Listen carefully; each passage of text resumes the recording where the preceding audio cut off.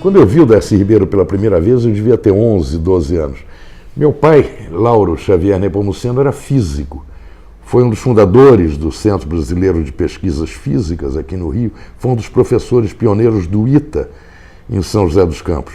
E quando o Darcy foi criar a Universidade de Brasília, com Anísio Teixeira, ele formava grupos de 5.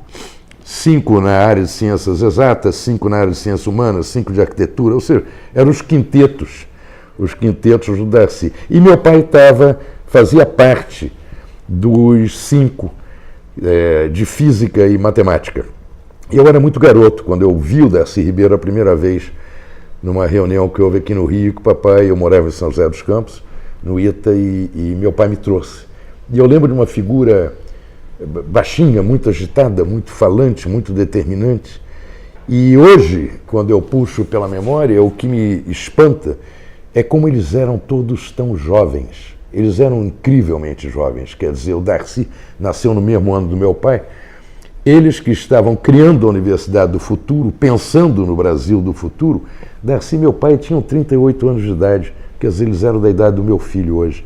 Era uma geração iluminada, uma geração incrivelmente brilhante, com uma fé tremenda no futuro, no país, e que foi dizimada pela ditadura. A Universidade de Brasília nunca foi o que era para ter sido.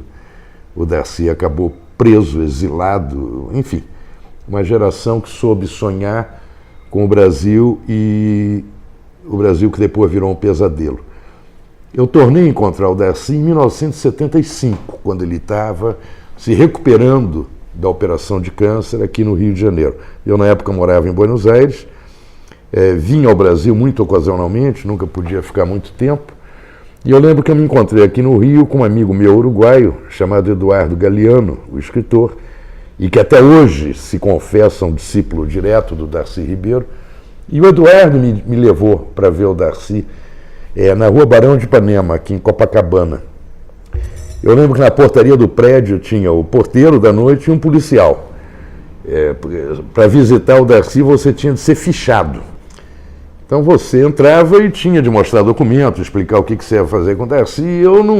Não era conveniente para mim ser fichado, e o Eduardo Galeano menos ainda. Ele estava exilado na Argentina, era muito complicado. Mas o Darcy era o Darcy.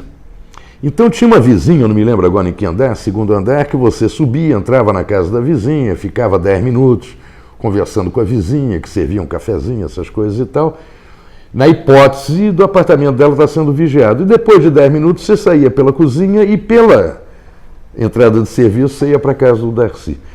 Aí eu revi o Darcy, que evidente não lembrava de mim, ele lembrava do meu pai, de mim não. Eu me lembro das ironias do Darcy.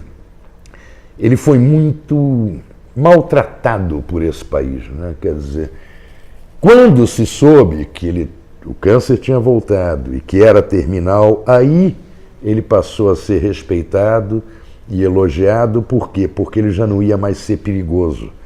Ele tinha um prazo de validade, um prazo de vida.